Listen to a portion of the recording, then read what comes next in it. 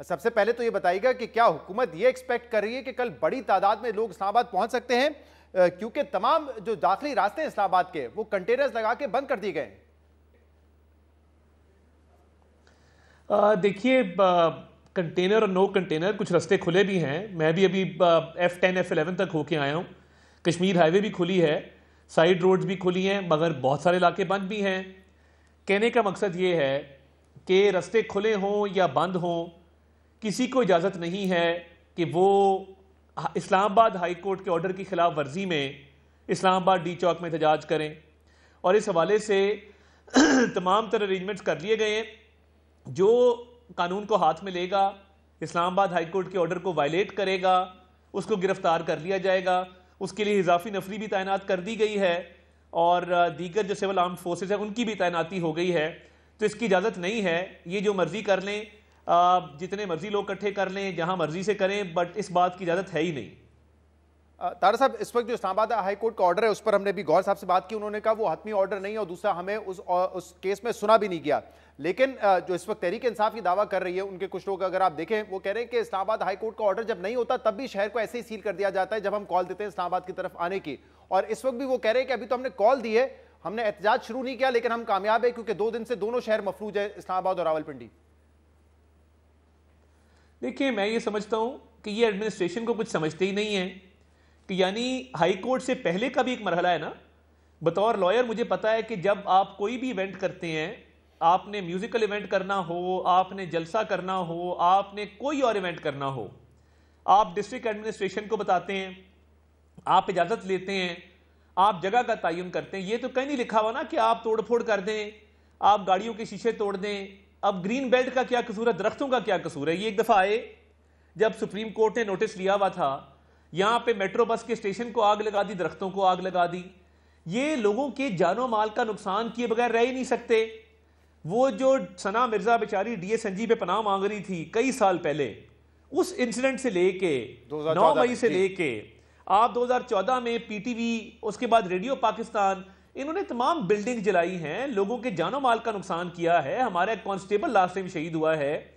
तो ये free for all तो नहीं है। इस मुल्क में कोई कानून है, इस मुल्क में कोई निजाम राइज है, लेकिन इसके तहत आपको फॉर्मल प्रोसीजर्स के थ्रू। इस वक्त जो इस्लामाबाद के शहरी हैं उनकी तरफ से भी ये कहा जा रहा है, जैसे मैं आपको एक मिसाल देता हूं, हॉस्टल्स खाली करवा दिए गए हैं और जो बस अड्डे थे वो भी बंद करवा दिए गए हैं। अब लोग इसमें भी परेशान है कि हॉस्टल खाली हो तो लोग कहां से जाएं अपने शहरों पे, क्योंकि 27 तारीख तक आपने कहा है कि हॉस्टल्स खाली रहेंगे। तो वो लोग जो शहरी हैं वो बड़े प्रॉब्लम में हैं। जी, शहरी देखें, शहरियों की जो प्रॉब्लम है, तहरीक इंसाफ को इस बात का एहसास करना चाहिए कि आपको एडमिनिस्ट्रेशन इजाजत नहीं दे रही, आपको हाई कोर्ट इजाजत नहीं दे रहा, आपको हुकूमत इजाजत नहीं दे रही, आपका एक माजी है वायलेंस का, उसके बावजूद आप बज़िद हैं कि हमने शहरियों की जिंदगी को अजीरन बनाना है। जो कुरम में लोग मरे हैं, जो 47 लाशें उठाई हैं, क्या KP हुकूमत का कोई नुमाइंदा वहां गया है? क्या वजीर आला ने ये जहमत की है कि वहां जाके लॉ एंड ऑर्डर की मीटिंग करते? देखिए शहजाद साहब, लेट्स बी फेयर, पूरे KP में लॉ एंड ऑर्डर की सिचुएशन बनी हुई है इस वक्त, और 18वीं तरमीम के बाद लॉ एंड ऑर्डर सूबे की जिम्मेदारी है। रोज पाक फौज के जवान अफसर वहां शहीद हो रहे हैं और एक बंदा बज़िद है कि नहीं जी, मैंने पूरी पुलिस फोर्स को सियासी जलसे की उस पर लगाना है, मैं पुलिस फोर्स को साथ लेके आऊंगा, लीडर को रिहा करवाना है।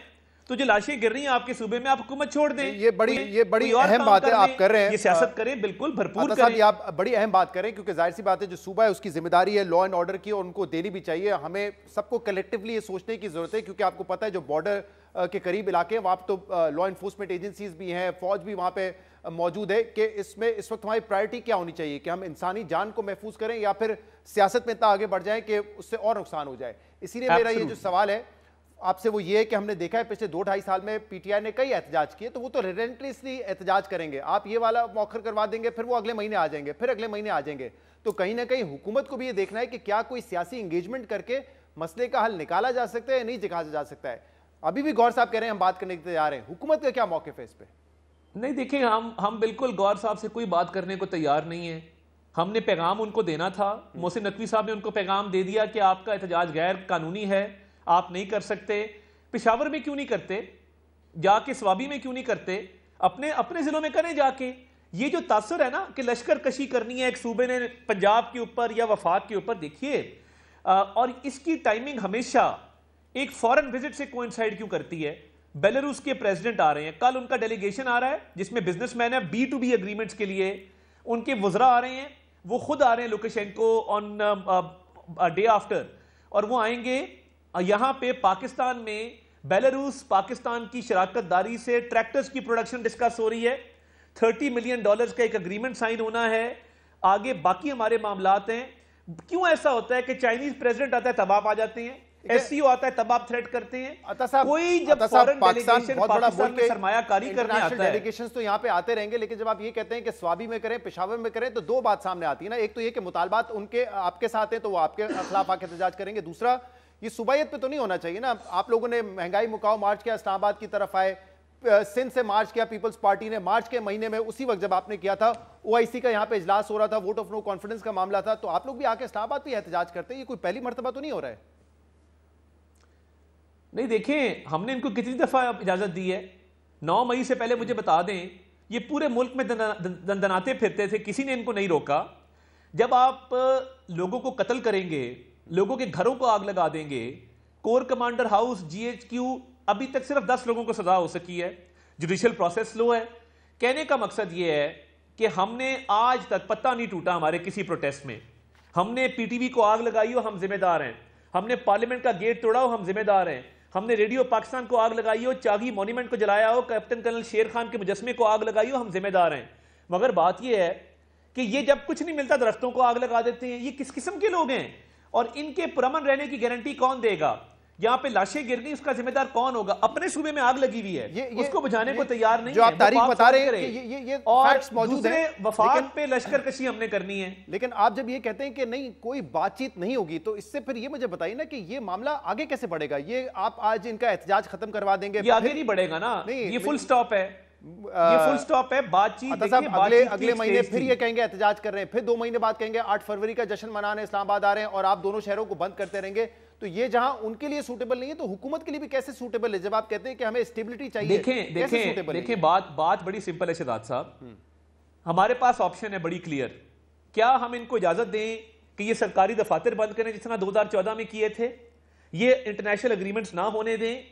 ये पूरा कार्य सरकार को बंद करके रख दें? मैं इसीलिए कह रहा हूं, इस बात की इजाजत दे दें कि छोटा सा जत्था है वो बैठ जाए और वो कहे कि जी हमने आज के बाद कार्य सरकार चलने नहीं देना। मैं आपसे, हमने इस मुल्क में जो इकोनॉमी तरक्की कर रही है, $8.8 बिलियन की रेमिटेंसेज हैं, काइबॉर 13 पे है, इंटरेस्ट रेट 15 के ऊपर है, आप ठीक कह रहे हैं, 6.9% है। मामलात हैं, लोगों की जिंदगी वो मफलूज नहीं होनी चाहिए। मैं इसीलिए कह रहा हूं कोई हल तो सियासी हल ही होगा ना। गौर साहब से हमने जब पूछा, देखिए गौर साहब से हमने पूछा, उन्होंने कहा कि बिल्कुल एंगेजमेंट तो जारी रहनी चाहिए और हम इसके हक में हैं। तो फिर वो कह रहे हैं लेकिन हमें पार्लियामेंट से कोई रास्ता नहीं मिलता, कभी कानून साजी हो जाती है, कभी कोई और मामला हो जाता है। नहीं, पार्लियामेंट में बिल्कुल रास्ता मौजूद है। ये तमाम कमेटीज में मौजूद हैं, ये हर कमेटी के अंदर आते हैं। इन्होंने इनका शुक्रिया अदा करना चाहूंगा, 26वीं आईनी तरमीम में 90% की इनकी रजामंदी शामिल है। इनके कहने पे शिकें निकाली गई हैं। इनका एक मसला है, बिहाइंड क्लोज डोर्स ये और होते हैं, कैमरे के सामने अपने लीडर को खुश करने के लिए ये और होते हैं। That goes the same for Ali Amin, goes the same for Gauhar, goes the same for everyone. सही, तो आप कह रहे हैं 26वीं आईनी तरमीम में इनकी रजामंदी शामिल थी। कम वोट में अब हम बातचीत नहीं करेंगे, हम ताकत का इस्तेमाल करके इनको रोकेंगे। तो जरा मुझे बताइएगा अगले 1-2 दिन क्या होने जा रहा है? इस्लामाबाद की तरफ आएंगे, आप लोग रोकने की कोशिश करेंगे, तो क्या होगा? सिंपल है जी, हमारा फॉरेन डेलीगेशन आ रहा है, यहां पे इकोनॉमी के हवाले से हमारी मीटिंग्स हैं, इकोनॉमी तरक्की कर रही है। ये जो जिद है कि हमने कॉन्स्टिट्यूशन एवेन्यू को ब्लॉक करना है और ना फॉरेन डेलीगेशन को हमने गुजरने देना है, ना हमने यहाँ पे जो है वो मिनिस्ट्रीज में काम करने देना है लोगों को। तो देखिए ना, जिद किस चीज के पीछे, डिमांड क्या है? सिर्फ इसका कि हमारे लीडर को बाहर निकालो। ओ भाई, अदालतों में केसेस हैं, आप जाके वहां आर्ग्यू करें, आप अपनी बेल कराएं, आप अपने मुकदमात खत्म करें। उसमें या कन्विक्शन है या क्विटल है। इसके 2 कॉन्सिक्वेंस हैं। हुकूमत का इसमें क्या रोल है? हुकूमत का कोई रोल नहीं है। ये तो बड़ी बेवकूफी है ना कि ये समझे कि हम आके यहाँ पे बेल मिल गई अदालत से। तो आपने एक और केस में मुझे जो है वो अरेस्ट कर लिया, और वो केस उस वक्त का बना हुआ है कि जब मैं ऑलरेडी अडियाला जेल में था। तो वो केसेस तो पुलिस के कहने पे बनते हैं, और आपको पता है कि सियासी केसेस में सियासी हुकूमत की मर्जी नहीं, देखिए 2 बातें हैं। इन पे 9 मई के कई केसेस पहले से मौजूद हैं। नंबर 1, उसमें इन्होंने बेल नहीं कराई। क्यों नहीं कराई मैं नहीं जानता। नंबर 2, इनके बहुत सारे केसेस राइप हैं जिसमें एविडेंस हो गई है, बुशरा बीबी उसमें को अक्यूज्ड हैं, वो केस को आगे चलने नहीं दे रही, वो पेश ही नहीं होती हैं।